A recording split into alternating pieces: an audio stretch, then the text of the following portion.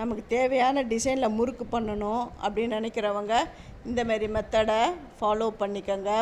நான் வந்து ஜாங்கிரி முறுக்கு பண்ண போகிறேன். அந்த ஜாங்கிரி முறுக்கு அச்சு வந்து அந்த தட்டு வந்து என்கிட்ட இல்லை. அதனால் இந்த கீழே போகிற அந்த குட்டி பாக்ஸ் இருக்குது பாருங்கள், அதை நான் எடுத்துட்டேன். ஏற்கனவே முறுக்கு நான் பிழிகிறேன். அதில் இருக்கிற அந்த தட்டு தான் நான் வந்து அளவு எடுத்துக்கிறேன். இதை வந்து நான் கட் பண்ண போகிறேன். அடுப்பில் நான் கத்தி எடுத்து வச்சுட்டேன். பெண்ணால் நல்லா மார்க் பண்ணிட்டேன். கத்தி சூடான உடனே அதை நான் கட் பண்ணி எடுக்க போகிறேன். நமக்கு தேவையான முறுக்கு அச்சு வேணுன்றவங்க இந்த மாதிரி மெத்தடில் கூட நீங்கள் ஃபாலோ பண்ணிக்கோங்க. சில பேருக்கு வந்து அந்த முறுக்கு சில்லு வந்து காணாமல் கூட போயிடும்.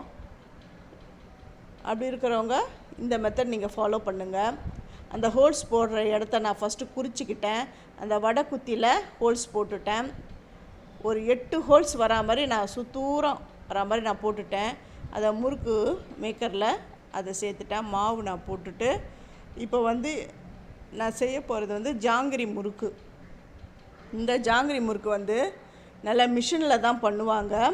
ஒரு சிலர் மாஸ்டரால் தான் இந்த மாதிரிலாம் பண்ண முடியும். நம்ம வீட்டில் நீங்கள் எத்தனை பேர் பண்ணியிருக்கிறீங்க அப்படின்றத இந்த கமெண்ட் பாக்ஸில் சொல்லுங்கள். ஜாங்கிரி முறுக்கு பார்க்குறதுக்கு இப்படி தான் இருக்கும். அதை திருப்பி பார்த்தா தான் அந்த திருப்பி அப்படி எடுத்து காட்டுறேன் பாருங்கள். அப்போ தான் அந்த ஷேப் வந்து உங்களுக்கு புரிய வரும். பாருங்க, இப்போ நான் மறுபடியும் அதை சுற்றி காட்டுறேன். ரொம்ப ஈஸியாக டக்குன்னு செஞ்சிடலாம். இது ஒரு விதமாக இருக்கும்.